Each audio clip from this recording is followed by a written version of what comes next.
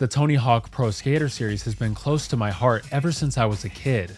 Tony Hawk Pro Skater 3 is especially dear to me as it was my first foray into the series. It was the perfect mix of humor, gameplay, punk rock, and hip-hop, and helped shape the way my personality and taste in music would evolve from that point forward in my life. I remember the first time I heard AFI's The Boy Who Destroyed the World and House of Pain's I'ma Swing It while skating through Foundry, wondering why I had never played this series before.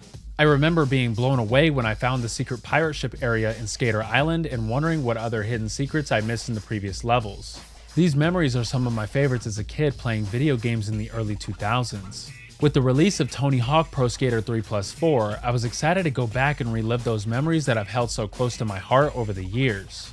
I was also thrilled to play through Tony Hawk Pro Skater 4 for the first time in years, as it is the game I've returned to the least of the titles I loved. I'm happy to say that after all these years, there is still a special charm and feeling with the Tony Hawk Pro Skater series that most other games could only dream of capturing.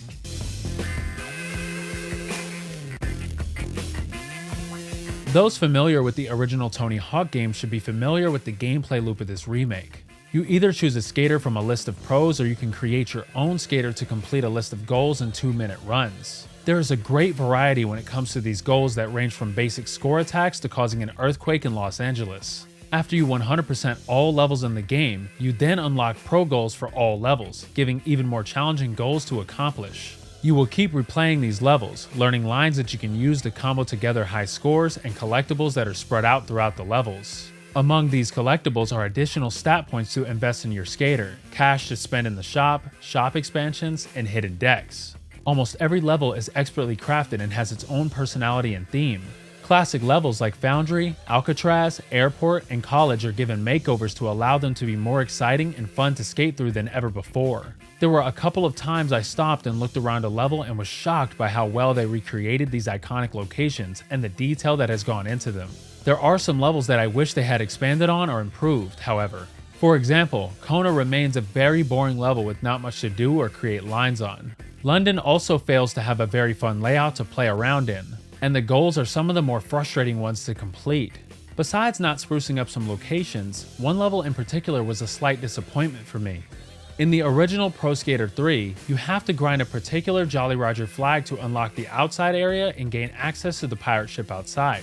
I know it seems minor, but when I discovered this in the original game, it was such an exciting and shocking moment. In Tony Hawk's Pro Skater 3 Plus 4, this outside pirate ship area is accessible from the beginning without much fanfare. They did try to spice this level up a bit with another small secret area, which I appreciate, but I still would have wished for this level to have had its original structure and hidden the pirate ship a bit more.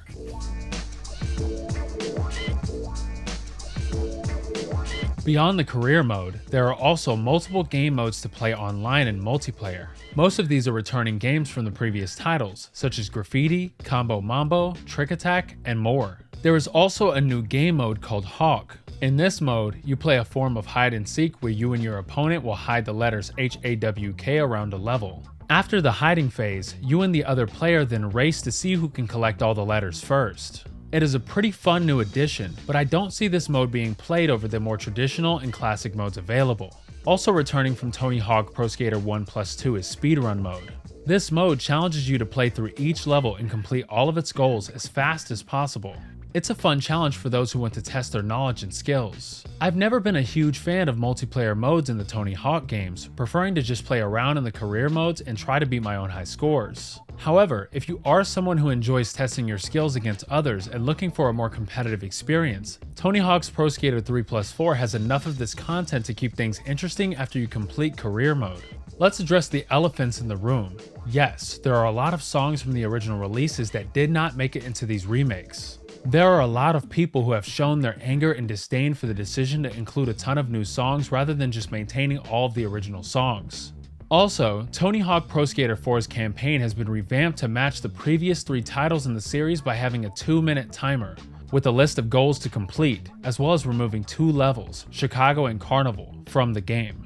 While I agree that I wish they stayed more true to the career mode of the 4th game, I do think that the 2-minute runs are still really fun and make the experience more cohesive as a package. Being able to bounce back and forth in the career modes of both games without having to change how you approach each level allows you to get into a groove while playing through them.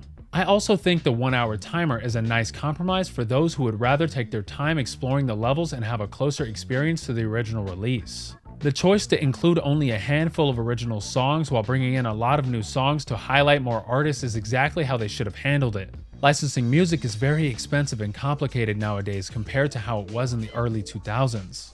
It was likely deciding between only licensing the original game's soundtracks or using this as an opportunity to highlight new artists and bands. Obviously, they chose the latter, and I think that is more in the spirit of the series. The reason we are so attached to those original soundtracks is because we discover them through the games. Why shouldn't new games, even if they are remakes, celebrate this tradition by introducing new songs to us again that we can fall in love with? I had never really listened to idols before playing Tony Hawk Pro Skater 3+4, but now I've listened to most of their discography on Spotify and have become a fan. Also, we should remember that this is someone else's first time playing a Tony Hawk game. This soundtrack, 20 years from now, will be the nostalgic playlist for some future middle-aged Gen Z or alpha gamer. We don't always need to cater to our nostalgia in the most extreme way possible in order to call it a successful remake. Tony Hawk's Pro Skater 3+4 is the best way to play Tony Hawk's Pro Skater 3 and a great way to experience Tony Hawk's Pro Skater 4. Those looking for a 100% faithful remake of these titles will be disappointed with some of the changes and omissions, especially fans of Tony Hawk's Pro Skater 4. However, if you just want to revisit these titles and remember why you fell in love with this series in the first place, jumped on with the previous remakes, or are someone completely new to the series, Tony Hawk's Pro Skater 3+4 is the best skateboarding game you can buy on modern consoles. Here's hoping we can see some full-scale remakes of Tony Hawk's Underground and Tony Hawk's Underground 2 somewhere in the near future.